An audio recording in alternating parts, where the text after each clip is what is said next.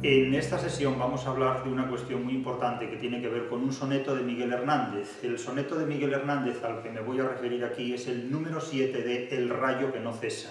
El rayo que no cesa, una obra publicada en 1936, elaborada unos 2 años antes, y este es el soneto número 7. Este soneto es enormemente llamativo, en primer lugar por el tema que trata. Es un tema que de alguna manera se distancia de otros temas dominantes, recurrentes, en ese mismo poemario, que es básicamente un poemario dedicado al desdén de la amada ante el ansia amorosa, con implicaciones eróticas, del amante o del que ama, en definitiva. Sobre este tópico literario de una larguísima tradición se construye El rayo que no cesa, tintando esa relación amorosa, impregnando esa ansiedad erótica y amorosa de cierto dolor, de intensa frustración y de un umbrío componente sociológico también, incluso, que sirve de trasfondo. No está muy presente en uno de los poemarios, pero sí está en el decorado de fondo, en definitiva. Una ruralidad, un ambiente rural francamente desasosegante, con un toque que se presta, en cierto modo, al dramatismo de la poesía social, aunque no es poesía social, todavía. Pero este soneto, desde el punto de vista de su temática, podríamos decir que no debería estar en El rayo que no cesa. Y no debería estar en El rayo que no cesa porque es un soneto que de alguna manera podría considerarse como una exaltación del trabajo, como una invocación a la felicidad en el trabajo.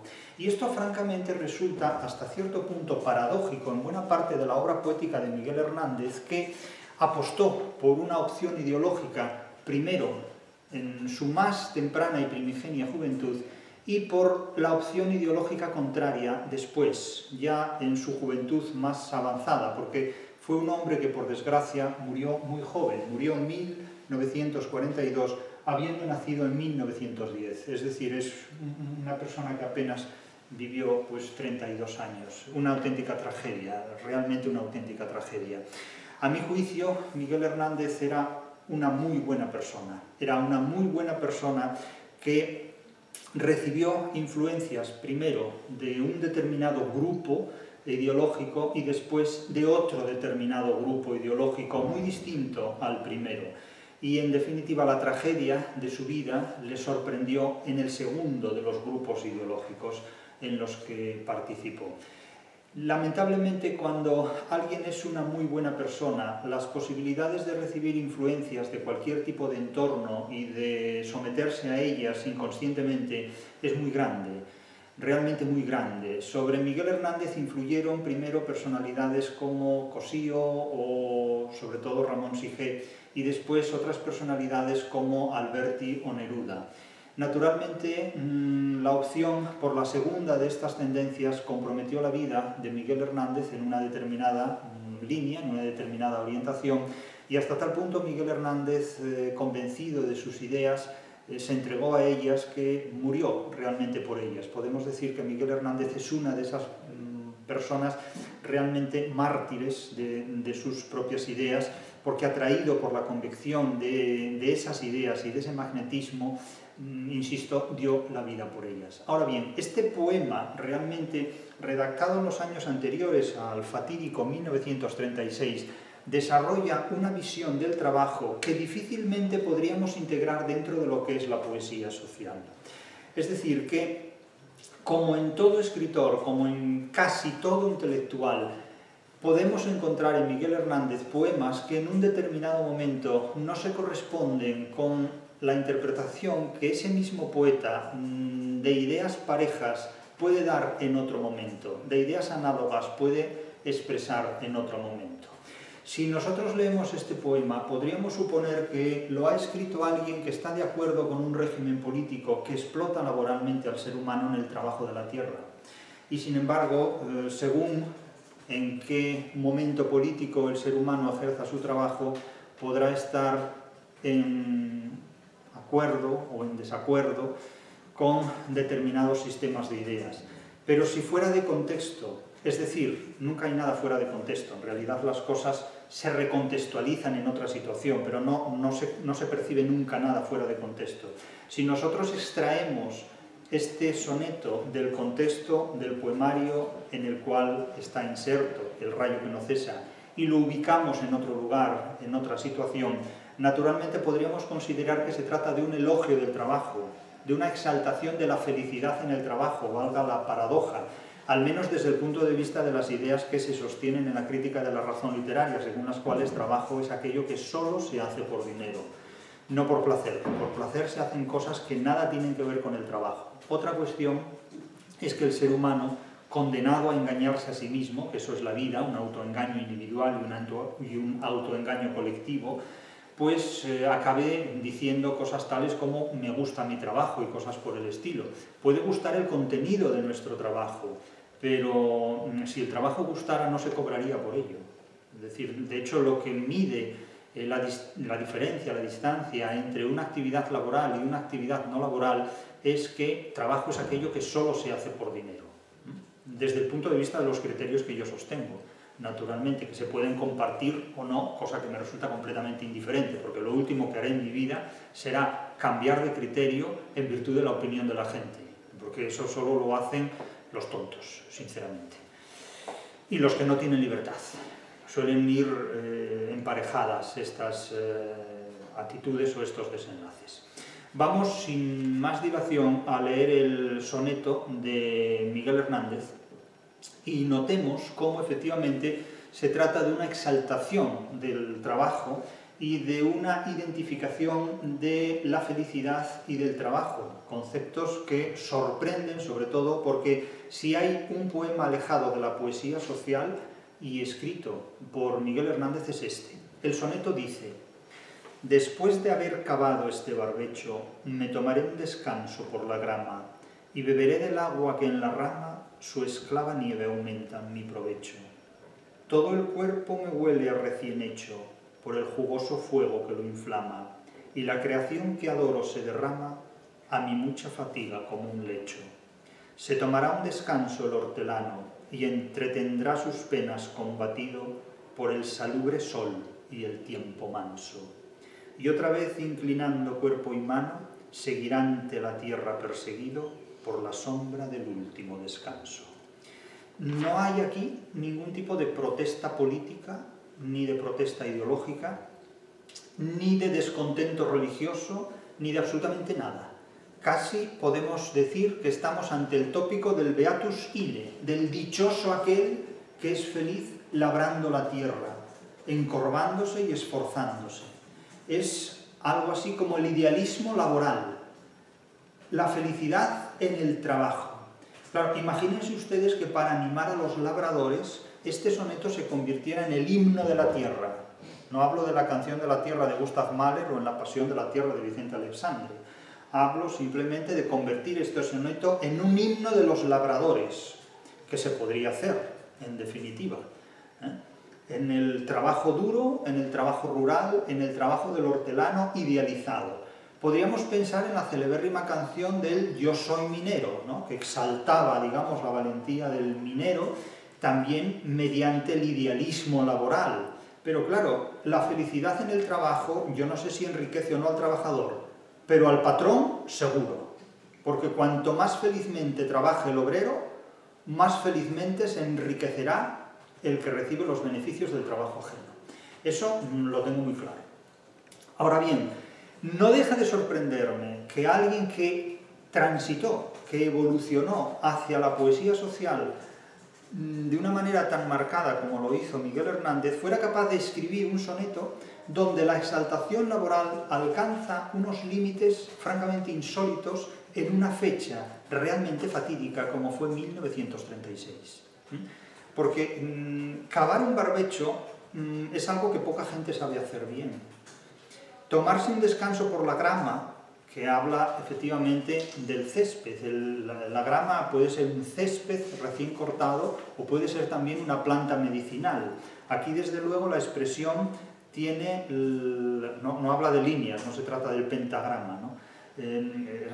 Simplemente se refiere a un césped recién cortado, a un terreno cencido, no hollado incluso, en este caso, o simplemente a una planta medicinal, que, insisto, aquí el término puede tener una doble polivalencia, si se permite la expresión, un doble sentido, una polivalencia reducida o amplificada, según se quiera ver, a dos términos fundamentales, es decir, la hierba fresca que sirve de descanso. Estamos aquí alejados del suelo de espadaña, del suelo puntiagudo del que hablaba Quevedo en alguno de sus sonetos, en términos ascéticos, y nos aproximamos sobre todo al sentido de una planta medicinal, de un suelo medicinal incluso, es decir, la literatura admite esta polivalencia semántica que enriquece, insisto, el significado de una palabra que, homónima y polisémica, por supuesto, siempre tiene un sentido muy superior al que tienen las palabras en cualquier diccionario lexicográfico. Y beberé el agua que en la rama su esclava nieve aumenta en mi provecho. Esta síntesis del ser humano con la naturaleza, tumbado sobre el césped, descansando por la grama, bebiendo el agua de la naturaleza que a través de las ramas la esclava nieve aumenta en mi provecho, es decir, el ser humano como centro de la naturaleza en definitiva. Nótese que los dos primeros cuartetos son totalmente automiméticos, en el sentido de que el poeta es el protagonista directo de la experiencia que vive y objetiva poéticamente. Después de haber cavado yo este barbecho, yo me tomaré un descanso por la grama y yo beberé el agua que en la rama su esclava nieve aumenta en mi provecho. Es decir, que todo gira en torno a ese ego poético, a ese yo poético que, fundido en la naturaleza, en una naturaleza que trabaja, que elabora y con la que está en perfecta síntesis y simbiosis, no le provoca ningún sufrimiento. Es decir, es un trabajo que no provoca agotamiento físico más allá de un descanso placentero que es equivalente a la sensación de un beatus ille, es decir, de dichoso él. ¿No? Estamos también un poquito lejos del beato sillón de Jorge Guillén, donde, descansando en la plenitud del mediodía, el poeta adquiere una gran satisfacción. Aquí la satisfacción se adquiere después de haber trabajado. Claro, habría que ver el sujeto poético de Beato Sillón en qué ha trabajado antes, porque, claro, Miguel Hernández no es un poeta salido de la universidad, como lo fueron Dámaso Alonso, Pedro Salinas, Jorge Guillén, ni salido tampoco de la aristocracia, como aristocracia entre comillas, como pudo haberlo sido Federico García Lorca. Es decir, Miguel Hernández es un poeta que salió de la tierra, por decirlo llanamente y humildemente, salió de la tierra, como Gabriel García Márquez sale de la tierra, a diferencia de un Borges que parece que salió de Inglaterra, ¿no? En vez de la tierra. Pero bueno, eso cada uno tiene sus interpretaciones. En el segundo cuarteto se advierte que todo el cuerpo me huele a recién hecho, es decir, parece como si el trabajo hubiera rehecho al ser humano, es decir, como si el trabajo hubiera sido benigno, provechoso, fertilizante, recién hecho, renovado, diríamos, utilizando el término inglés, reseteado. Pero claro, si para rehacerse, resetearse es rehacerse en definitiva, recién hecho, rehacerse, si para rehacerse hay que trabajar de esta manera, habrá mucha gente que prefiera no rehacerse nunca. Todo el cuerpo me huele a recién hecho, por el jugoso fuego que lo inflama, sudor, evidentemente. No va a decir por el sudor, el poeta habla con una calidad que está muy por encima del lenguaje normal y por supuesto de las palabras que contiene el diccionario. Por el jugoso fuego que lo inflama y la creación que adoro se derrama a mi mucha fatiga como un lecho. Es decir, descansa sobre lo mismo que ha hecho, en definitiva. Descansa sobre la satisfacción del trabajo bien hecho. Insisto, hay una perfecta simbiosis entre la operación de labrar la tierra del poeta, de adentrarse en la naturaleza y de comulgar con ella completamente. Es alguien que está contento con el trabajo que hace. Es alguien al que el trabajo que realiza le provoca una satisfacción, insisto, un beatus ille. Está feliz del trabajo que hace. No exalta la vida del asceta, no, trabaja para vivir mejor, aunque las condiciones en las que vive Miguel Hernández podemos imaginar las que fueron, pues Difícilmente en una época en la que, como la nuestra, la gente vive tan alejada de la naturaleza, salvo para idealizarse en sus relaciones con ella, vive tan idealizada en un mundo urbano ajeno al mundo rural, en una sociedad en la que la mayor parte de la gente no sabe ni siquiera plantar un tomate. No hablemos ya de plantar un huerto de tomates, ¿no? Es decir, el ser humano del siglo XXI ha idealizado su relación con la naturaleza, ha idealizado su relación con los animales y ha idealizado también su relación con otras personas. Ha idealizado sus relaciones sociales, mediatizándolas a través ya no de encuentros personales, sino a través de encuentros cibernéticos. Es decir, que nunca hemos vivido en un mundo tan ideal, es decir, tan incompatible con la realidad, como el del siglo XXI. Esto es enormemente importante tenerlo en cuenta. Nunca hemos vivido en un mundo tan idealizado, es decir, tan incompatible con la realidad, como el mundo construido en el siglo XXI. La literatura de vez en cuando nos recuerda que la realidad existe y que debemos atenernos a ella. Los dos tercetos finales remiten naturalmente, ya lo vemos porque la deixis lingüística sí nos lo objetiva, a una distancia, a un distanciamiento, a un extrañamiento. ¿Por qué? Pues porque aquí, aunque habla el poeta, ya no habla de sí mismo, sino que habla viéndose a sí mismo desde fuera.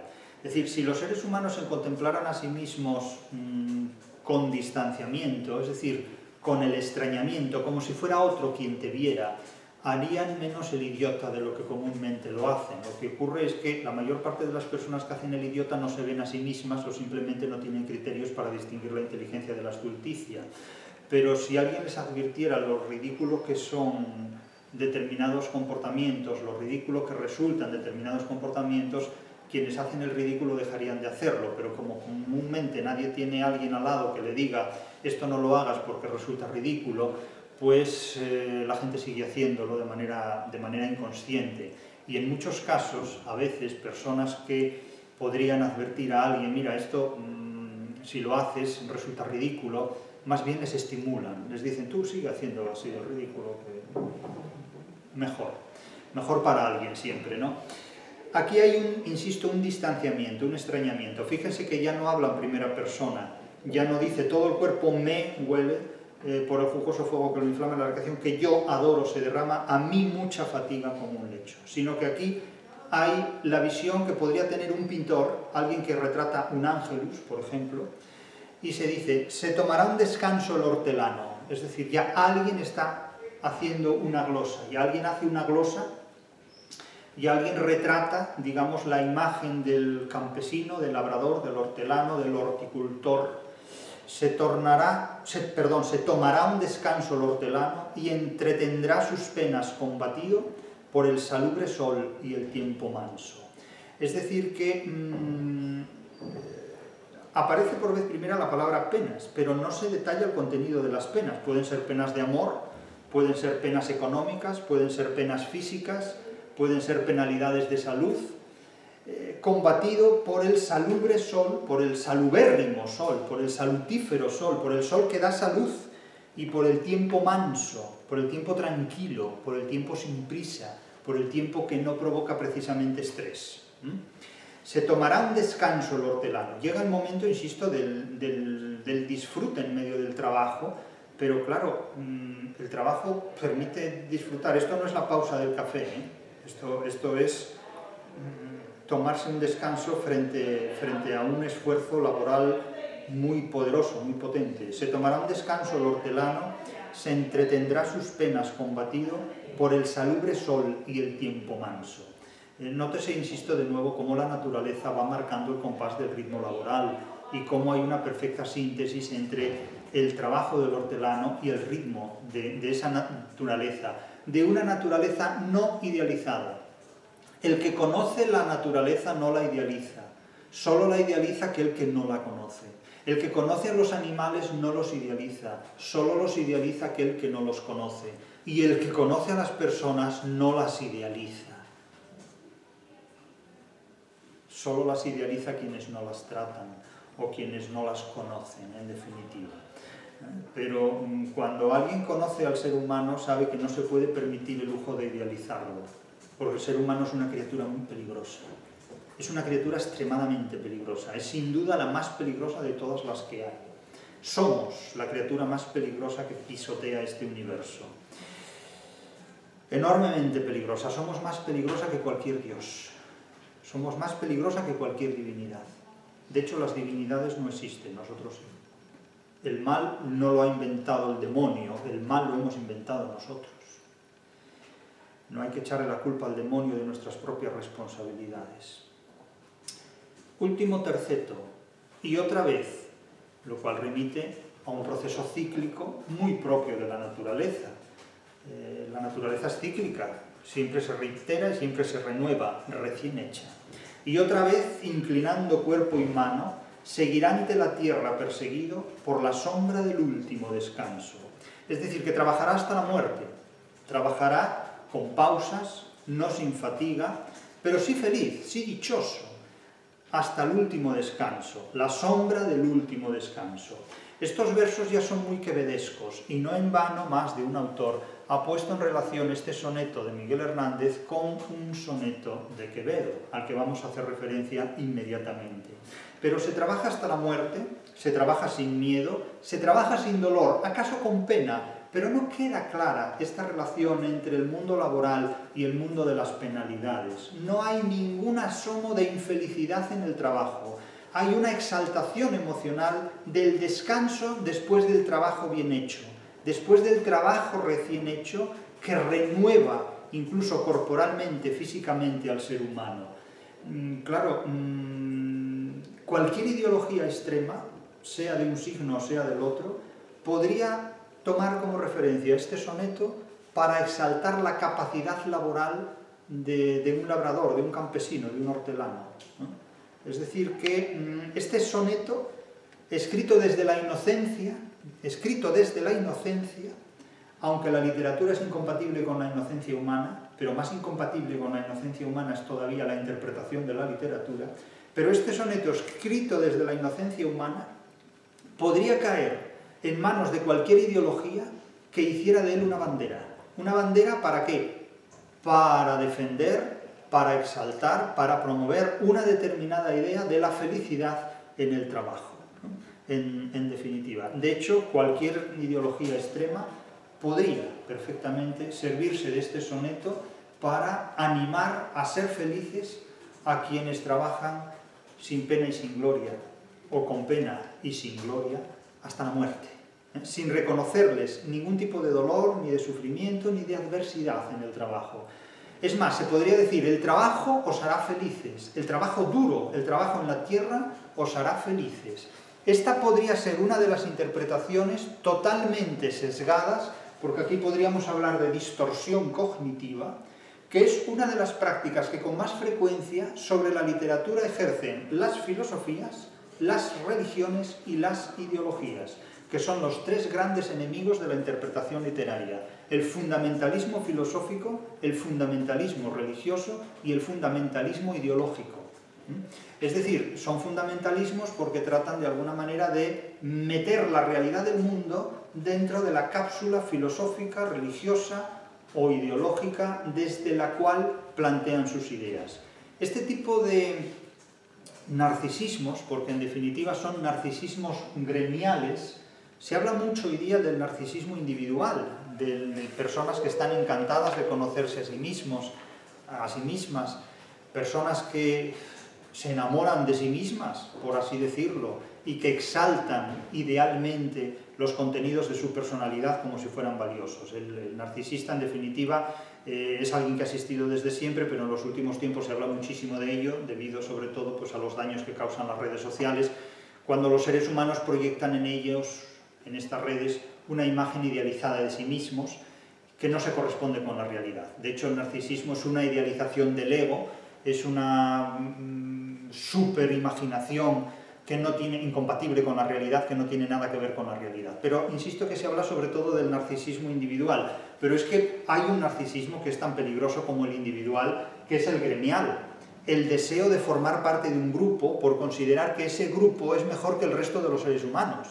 Pensemos que el nazismo se comportaba como un narcisismo gremial desde el momento en que excluía explícitamente a determinadas personas a las que consideraba malditas o apestadas simplemente porque no cumplían los ideales, los rasgos idealizados de lo que los nazis consideraban una raza aria o una raza superior. Entonces, las organizaciones humanas a lo largo de la historia y a lo largo de la geografía se han administrado en narcisismos gremiales, y las ideologías, las religiones y las filosofías tienen mucho de este narcisismo gremial. Hay gente a la que le gusta integrarse en un grupo, porque dentro del grupo se siente más segura que fuera del grupo. Y esto organiza la convivencia entre las masas humanas. Hay gente que se identifica con una determinada ideología y hace lo posible para que dentro de esa ideología lo admitan y renuncia a su propia personalidad asumiendo la identidad del grupo. Es lo que se denomina unanimismo, es decir, grupos humanos que funcionan como una sola persona. Y cuando estos determinados grupos ofrecen interpretaciones sobre la literatura, se incurre sobre todo en una distorsión cognitiva. ¿Por qué? Pues porque pretenden que la literatura signifique lo que ellos quieren que signifique, y la literatura no se concibe dentro de un narcisismo gremial. En la mayor parte de los casos no se concibe dentro de un narcisismo gremial.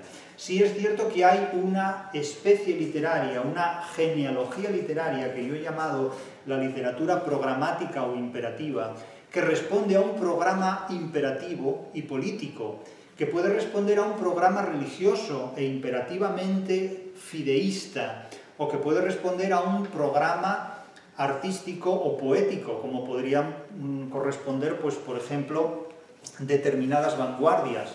Un soneto cubista o un poema creacionista se integra dentro de una literatura programática o imperativa que sigue el programa del creacionismo o del cubismo o de cualquier otra vanguardia. El creacionismo, en fin, el dadaísmo, el surrealismo, etcétera, etcétera. Es decir, que las literaturas dentro de la tendencia programática o imperativa son aquellas que responden a un determinado programa o a un determinado imperativo, que puede ser de tipo ideológico, de tipo religioso, de tipo político o de tipo también artístico. Es decir, cuando se establecen determinadas normas para hacer una obra de arte, aquellas obras de arte que no se ajusten a esas normas no se considerarán obras de arte. Por lo tanto, claro, cuando una determinada ideología, una determinada escuela filosófica, una determinada religión, una determinada ideología, un determinado partido político hace una interpretación de la literatura, la hará siempre incurriendo en una distorsión cognitiva o disonancia cognitiva para tratar de reducir procustonianamente, en plan procustio, la literatura a sus principios. Se me dirá que esto lo hace todo el mundo. Bueno, todo el mundo hace la digestión, pero no todo el mundo de la misma manera, porque hay digestiones, vamos a decir, distópicas, ¿no? o dispepsias, en definitiva. Entonces, claro, todo el mundo piensa, pero no de la misma manera. Y hay personas que piensan patológicamente, es decir, hay personas que piensan y razonan de modo incompatible con la realidad.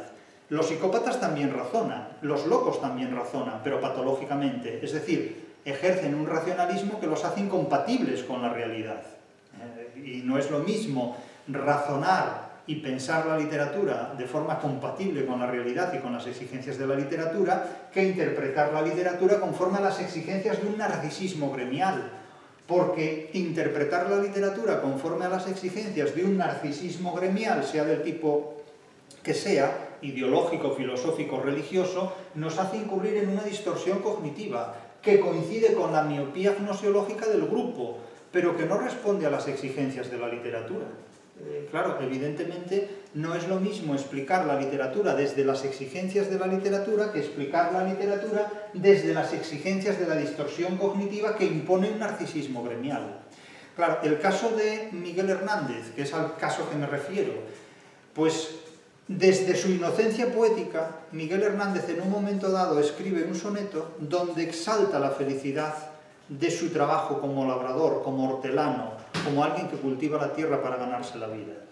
Y sin embargo, tal vez, si Miguel Hernández hubiera pensado en construir un poema supeditado, subordinado a la poesía social, le habría dado un sesgo diferente a la construcción poética que aquí presenta, y no habría asociado el esfuerzo laboral, el esfuerzo del campesino, con el motivo del beatus ille, que es el motivo que un intérprete de la literatura puede encontrar cuando se encuentra con un soneto de estas características. Puede identificar cuando identifica un soneto de estas características. Entonces, aquí lo que nos sorprende básicamente a mí como intérprete de la literatura, lo que me llama la atención, lo que es una nota, digamos, es una alteración en la tonalidad de la poesía de Miguel Hernández, es que haya un poema de Miguel Hernández donde se exalta la felicidad en el ejercicio del trabajo de la tierra, en el ejercicio del trabajo de un labrador, de un campesino, en definitiva. A pesar de que, insisto, el último cuarteto habla de la sombra del último descanso, pero eso nos va a ocurrir a todos, nos dediquemos a holgazanear, a parasitarnos, a trabajar la tierra o a ser funcionarios. Quiero decir que morir nos vamos a morir todos. Por fortuna o por desgracia, eso ya depende de la interpretación que cada uno le quiera dar a estos asuntos. Ahora bien, sepan, y que les quede muy claro esto, que todo narcisismo gremial va a imponer una distorsión cognitiva a la interpretación de los materiales literarios. Por esa razón, cuando se interpreta la literatura, es siempre muy conveniente hacerlo sin supeditarse a una tendencia metodológica única y exclusiva. Naturalmente no se puede interpretar la literatura de espaldas a una metodología, pero es muy inconveniente interpretar con objetividad los valores de la literatura si nos supeditamos a una metodología exclusiva y excluyente, que es precisamente lo que siempre hemos querido evitar en la crítica de la razón literaria. Por eso la crítica de la razón literaria es un libro que no se circunscribe a ningún tipo de tendencia, sino que simplemente interpreta la literatura desde las exigencias de la propia literatura. Y me dirán, bueno, ¿qué quiere decir eso de interpretar la literatura desde las exigencias de la propia literatura? Pues que explica la literatura desde la literatura y no desde la astronáutica, o desde la ingeniería química, o desde una escuela filosófica única, o desde un credo religioso, o desde una ideología política. Eso ya se lo dejo para los demás. Eso ya es un trabajo que hacen los demás. Pero mi trabajo no consiste en reducir la literatura al punto de vista de una determinada tendencia, sino en dar cuenta de lo que la literatura exige, que es una implicación mucho más amplia de lo que cualquier reducción metodológica supeditada a una creencia, a un mito político o a un idealismo filosófico puede acabar haciendo con la literatura. La literatura es superior e irreductible a cualquier creencia metafísica, a cualquier opción política y a cualquier escuela filosófica. Y quien piense lo contrario tiene mucha libertad para decir lo que quiera al respecto, pero el límite de sus ideas concluirá allí donde empiecen las mías. Por eso el narcisismo gremial es uno de los mayores problemas con los que se encuentra cualquier mente abierta que quiera interpretar científicamente lo que es la literatura. Y lo primero que hará un narcisismo gremial será simplemente negar que sea posible interpretar científicamente la literatura. ¿Por qué? Porque no puede admitir aquello que ellos son incapaces de llevar a cabo. Y por lo tanto, si yo no lo puedo hacer, no puedo reconocer que los demás lo hagan también. Pero eso ya es un idealismo, en definitiva. Eso es suponer que cree el impotente que todos son de su condición. En definitiva, si nosotros comparamos este soneto de Hernández con el soneto de Francisco de Quevedo, que comienza "Fue sueño ayer, mañana será tierra", veremos que no es ningún disparate establecer esta relación. Esta relación han hecho muchos otros escritores, muchos otros intérpretes de la literatura antes que yo. Yo simplemente me hago eco de ella para, francamente, suscribirla, no discutirla, sino simplemente suscribirla y traerla aquí a colación porque me parece que resulta muy ilustrativa, aunque es cierto que el soneto de Francisco de Quevedo ya tiene otras implicaciones que tienen que ver con un concepto filosófico de la vida implicado en una actitud muy senequista que no está presente en el soneto de Miguel Hernández. El soneto de Miguel Hernández es una exaltación de la vida laboral del labrador, casi idealizando la vida laboral del labrador porque la saca fuera del contexto de la opresión, de la opresión social y política, de la opresión económica, a la cual, por otra parte, Miguel Hernández se enfrentó dando la vida por ello y muriendo en una cárcel de tuberculosis en 1942. Quiero decir que no estamos hablando de alguien que hablara de boquilla, estamos hablando de Miguel Hernández, es decir, hablamos de alguien que, convencido de la legitimidad de sus ideas, dio la vida por sus ideas. Es en realidad un mártir que ya solo por eso merece todos nuestros respetos. Quevedo, en este poema que titula con un lema en el que se resume la tesis o idea central del poema, significa este poema, significase la propia brevedad de la vida, sin pensar y con padecer salteada de la muerte. Es decir, que este poema, este soneto, lo que comunica, lo que expresa, lo que significa es la propia brevedad de la vida. La vida es algo muy breve, es un segmento muy breve, que se pasa, esa brevedad es tan breve que se pasa sin pensar. Y, aunque no pensemos en ella, se pasa con muchos padecimientos y siempre está amenazada, salteada, es decir, preocupada por la muerte. Claro, Quevedo tiene una imagen, en este soneto, tiene una imagen de la vida humana realmente muy cruda.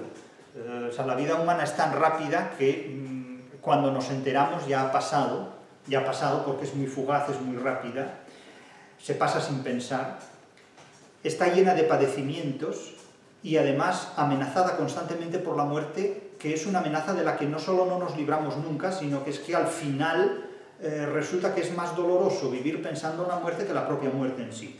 Bien, esto naturalmente se puede discutir o no. A mi juicio, ya casi cercano a los 60 años, diré que el hecho de decir que la vida pasa rápidamente es un idealismo. La vida no pasa rápidamente. La vida pasa muy lentamente. Es decir, considerar que los últimos 30 años o los últimos ya casi 60 años, en mi caso, han pasado muy rápidamente y un huevo. Todos los días de mi vida han tenido 24 horas.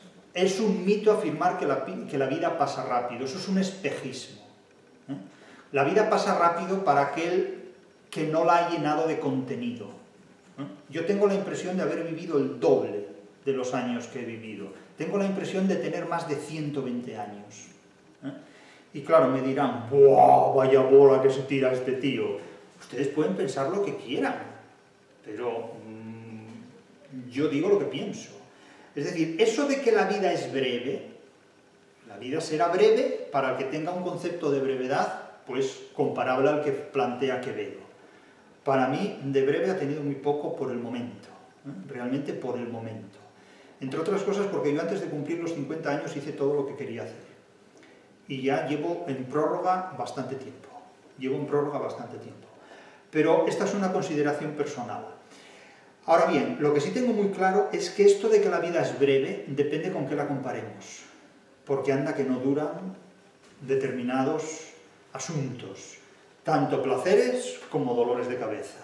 Los placeres, cuanto más intensos, más breves son, pero casi mejor así.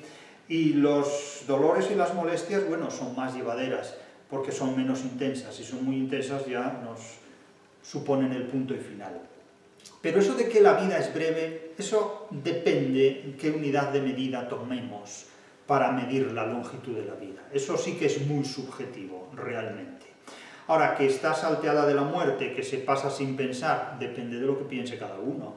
Que se pasa con muchos padecimientos, depende de lo que padezca cada uno. Yo estas cuestiones no las discuto. Ahora, yo no me creo que la vida sea tan breve como nos cuentan, no lo es. Pero bueno, allá cada cual lo que haga a lo largo de las 24 horas que tiene cada día. La vida pasa rápido, sobre todo para el que no hace nada, porque no se entera ni del tiempo que transcurre. Pero eso es ya propio de cada cual. El soneto de Quevedo dice así: fue sueño ayer, mañana será tierra. Poco antes nada y poco después humo.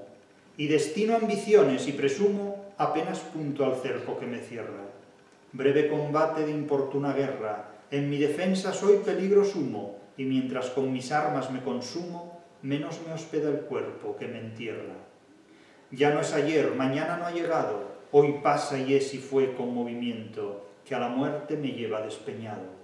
azadas son la hora y el momento, que a jornal de mi pena y mi cuidado cavan en mi vivir mi monumento. Sobre todo el último terceto hace pensar en los versos de Miguel Hernández, después de haber cavado este barbecho. Claro, alguien muy iluminado por las emociones podrá decir: el soneto de Miguel Hernández es una alegoría de la vida. Bueno, será una alegoría de la vida para usted o para ti, pero para alguien que ha vivido labrando la tierra, esto de alegoría no tiene nada. O sea, la alegoría será para ti que llevas toda tu vida sentado en un sillón y comiendo de lo que te dan los demás. Pero si tuvieras que cavar un barbecho, sabrías que esto no es alegoría para nada. Pero bueno, no faltarán iluminados, hormonados por la posmodernidad que digan: no, esto es un auto sacramental. Recuerdo que una vez un individuo en un congreso cervantino dijo que la numancia era un auto sacramental. Y bueno, para decir, bueno, y la Celestina debe ser, vamos, una gota de agua en la galaxia también, vamos, que hay gente que ve apofenias y pareidolias más allá de los enchufes. Pero bueno, aparte de esto, no hay alegorías aquí. Es más alegórico el soneto de Quevedo, que contiene una concepción de la vida como algo muy fugaz que está determinado por la muerte. Quevedo en realidad es el inventor del existencialismo. Alemania descubrirá el existencialismo en 1927 con Ser y Tiempo, con Heidegger. Pero bueno, el existencialismo ya estaba inventado en el siglo de oro, lo que pasa que, bueno, hay personas que perciben determinados aspectos con 300 años de retraso. Pero bueno, 300 años de retraso no es nada, en definitiva, ¿no? Para Heidegger, un libro como Ser y Tiempo, es una cosa curiosa. Yo no sé si Heidegger habrá leído a Quevedo o no, pero desde luego si lo leyó después de haber escrito Ser y Tiempo, supongo que pasaría más vergüenza propia que ajena. Pero bueno, eso son cosas de Heidegger. Fue sueño ayer y mañana será tierra. Nótese el nihilismo que hay aquí. Es decir, ayer, ¿qué fue? El objetivo de la vida, cuando uno es joven, cuando uno es un niño, son los sueños. Uno sueña en querer ser esto, en querer ser lo otro, y mañana, ¿qué es? Pues un cadáver, tierra, de nuevo. Polvo eres y al polvo volverás, que a pulvis est et in pulverem reverteris, es decir, al polvo volverás. Ayer tú soñabas, hoy eres un cadáver, eres solo tierra. Es como ese verso de Góngora en que termina en tierra, en humo, en polvo, en sombra, en nada. Vemos el segundo verso del primer cuarteto de Quevedo. Poco antes nada y poco después humo. Pasamos de nihilismo a nihilismo. Mucho antes de Nietzsche, la gente ya tenía conciencia de lo que era el nihilismo. Una vez más, casi con 200 o 250 años de retraso, Nietzsche se entera de lo que es el nihilismo. Y mucha gente se enteró del nihilismo leyendo a Nietzsche. Es decir, parece que no habían leído nunca a Quevedo. Poco antes nada y poco después humo. Y destino ambiciones. Destino no es sustantivo, sino primera persona del verbo destinar. Yo destino ambiciones, es decir, considero que mi destino es tal cosa, tal objetivo, tal ambición, tal otra ambición. Es decir, yo me propongo, me destino a mí mismo a cumplir determinados objetivos, determinadas ambiciones, y presumo, es decir, pretendo, sospecho, anhelo, ansío, apenas un punto al cerco que me cierra. Es decir, y no soy capaz ni siquiera de salir de la circunferencia en la que vivo limitado, ¿no? Es decir, yo presumo ambiciones, imagino proyectos, me propongo grandes objetivos y grandes destinos, y sin embargo no soy capaz de dar un paso fuera de estas limitaciones en las que la vida me sitúa día tras día, en definitiva. Mucho soñar, mucho ambicionar, mucho sentirme destinado a esto y aquello, pero en realidad no somos capaces de trascender absolutamente nada. Apenas un punto al cerco que me cierra. El segundo cuarteto es una parastasis del primero, es una reiteración de las mismas ideas. Breve combate de importuna guerra, es decir, la vida es breve, la vida es un combate, la vida del ser humano es una guerra, es una lucha, militia. Breve combate de importuna guerra, importuna porque es inútil, porque no nos conduce a nada, porque está perdida de antemano. Claro, es un enfoque muy pesimista de la existencia humana. como buen existencialista en este punto, Quevedo reduce la esencia del ser humano a su existencia. Mucho antes, ya digo, que Heidegger. Yo no sé por qué la gente pierde el tiempo leyendo Ser y Tiempo, cuando leyendo cualquier soneto de Quevedo, en 14 versos en decasílabos, se resumen esas tesis con mucha mayor brillantez, inteligencia y astucia. En definitiva, la literatura es mucho más astuta que la filosofía, muchísimo más. Breve combate de importuna guerra. En mi defensa soy peligro sumo, es decir, por mucho que trato de defenderme, cuanto más me defiendo, en mayores peligros me involucro, porque es una batalla perdida de antemano. En mi defensa soy peligro sumo, y mientras con mis armas me consumo, menos me hospeda el cuerpo que me entierra. ¿Por qué? Pues porque el cuerpo, en definitiva, en lugar de defenderte, te entierra cada vez más. El cuerpo, diría Quevedo, y dice en muchos otros sonetos, es un depósito de enfermedades. Es decir, si crees que el cuerpo es un arma de defensa, te equivocas completamente, porque el cuerpo es un depósito de lepras, de adversidades, de dolores. Bueno, bien lo saben los que se ocupan de la medicina y los enfermos. Es decir, el cuerpo no es más que un conjunto de achaques, y a medida que se va envejeciendo, cada vez son más los achaques que se tienen, ¿no? Que si un fisioterapeuta, que si un reumatólogo, que si la artritis, que si esto, que si aquello, que si los dolores de aquí, que si los dolores de allá. Es decir, menos me hospeda el cuerpo que me encierra. El cuerpo, más que una hospedería, ¿verdad?, es un entierro vivo, en definitiva. Llega a decir Quevedo en algunos casos que los seres humanos somos ataúdes andantes, en definitiva. Entonces, en mi defensa soy peligro sumo, porque haga lo que haga, en definitiva lo que hago es prorrogar el fracaso, prorrogar la muerte. Claro, esta es una concepción muy pesimista de la vida, es una visión muy negativa, es una filosofía muy negativa. De hecho, el existencialismo es la filosofía de la depresión, podríamos decir. Si hay una filosofía para deprimirse, esa filosofía se llama existencialismo. Lo que ocurre es que el existencialismo es una pose, en cierta manera. Y mientras con mis armas me consumo, menos me hospeda el cuerpo que me entierra. Es decir, el cuerpo es el ataúd en el que vivimos, podría decir Quevedo. El cuerpo es el ataúd en el que vivimos. Y los dos últimos tercetos vuelven de nuevo a repetir casi parastásicamente los términos y el valor semántico del primer cuarteto. Ya no es ayer, mañana no ha llegado. Siempre los contrastes de la dialéctica del barroco. Sueño ayer, mañana tierra. Ya no es ayer, mañana no ha llegado. O sea, de la nada a la nada. Hoy pasa y es y fue con movimiento, que a la muerte me lleva despeñado. Es decir, vamos hacia la muerte, pero es que además vamos despeñados, porque ni siquiera vamos en carroza, o en BMW, o en transbordador espacial, o en avión. No, no, vamos despeñados, o sea, rompiéndonos el alma y el cuerpo por las peñas, en definitiva. Y ahora vienen las imágenes del hortelano, las imágenes que hacen pensar casi poligenéticamente en el soneto de Hernández. Azadas son la hora y el momento, es decir, son instrumentos de labrar la tierra. El tiempo es un instrumento que labra la tierra, en este caso erosiona el propio cuerpo humano. La azada, lo que en Asturias se llama una fesoria, y en Galicia se llama un sacho, una azada, un azadón, en definitiva. Pues la azada es la hora, es el momento, digamos que minuto a minuto, segundo a segundo, el cuerpo humano se va consumiendo.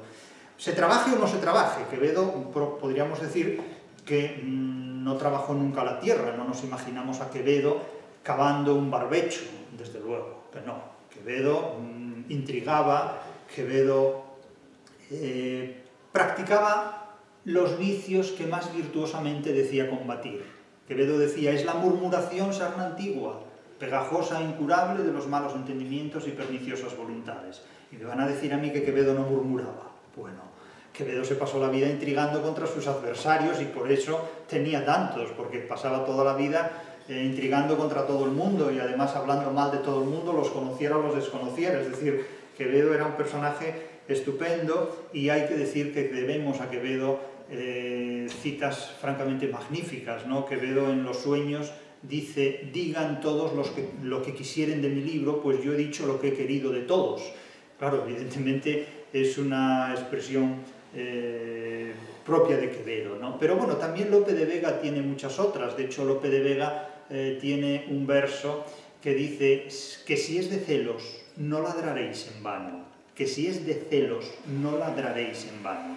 Y este es un colofón que yo he puesto en más de un libro mío, ¿no? Que si es de celos no ladraréis en vano. Y es una pena que a veces los que critican los libros de uno no hayan llegado al colofón, porque si hubieran empezado por ahí se hubieran ahorrado todos los ladridos. Pero bueno, eso ya es cosa de cada uno.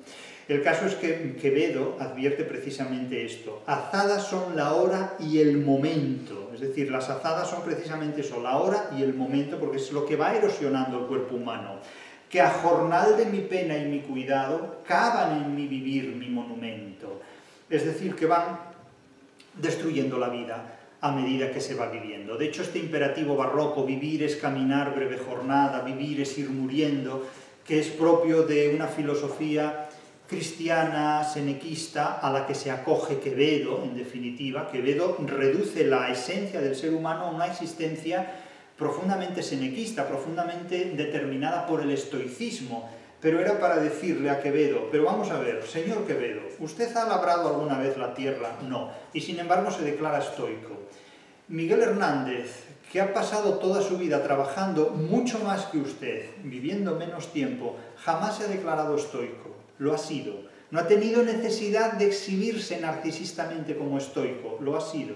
Y sin embargo, los que menos estoicos son los que más narcisistamente se declaran estoicos. Y es que, claro, pertenecer al narcisismo gremial del estoicismo parece que le da a uno una dignidad de la que realmente carece. Pero estoicos son los que pescan bacalao en Terranova. Estoicos son los que todos los días bajan a la mina a picar carbón, comiéndose el carbón con los dientes y llenando los pulmones de silicosis. Esos son los que son estoicos sin saber que ha existido nunca jamás nada parecido al estoicismo. Y luego están los estoicos de salón, que dan una clase un día y dicen que son estoicos porque se tienen que enfrentar a los alumnos. Vamos, eso es de cachondeo. Tengan un respeto hacia el trabajador de verdad. No, en definitiva. Entonces, el narcisismo gremial del estoicismo hoy se lleva mucho. Hay que ser un estoico, hay que ser un estoico. ¿Usted cuándo ha sido estoico? ¿Usted cuándo se ha enfrentado a una enfermedad terrible para tener que sufrirla y soportarla? ¿Usted sabe lo que es realmente el estoicismo? La estoa. La indiferencia ante el dolor. ¿Pero quién es indiferente ante el dolor? Un sádico, en definitiva. Esos son los estoicos, en definitiva. Los que predican virtuosamente contra aquellos vicios que mejor practican, en definitiva. ¿Cómo se puede otorgar crédito a nada de esto? Hombre, eso sirve para engañar a los que no conozcan lo que es la realidad sobre la cual se construye la literatura. En definitiva, azadas son la hora y el momento que a jornal de mi pena y mi cuidado cavan en mi vivir mi monumento.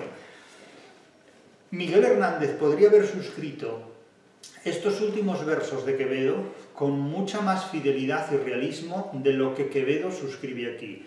Entre otras cosas porque Quevedo es un poeta que, tras la experiencia del manierismo y en plena exaltación del barroco, reemplaza el contenido biográfico de la vida vivida por la orfebrería filológica de la construcción literaria. Y sin embargo, Miguel Hernández, que ha vivido en carne propia la adversidad y tiene muchas razones para ser estoico, se despacha con un soneto donde exalta la felicidad en el trabajo. ¿Ven ustedes las contradicciones a las que llega la literatura explicando la dialéctica y las contradicciones que subyacen en la realidad de la vida? Pues así son las cosas, tal como se las hemos contado.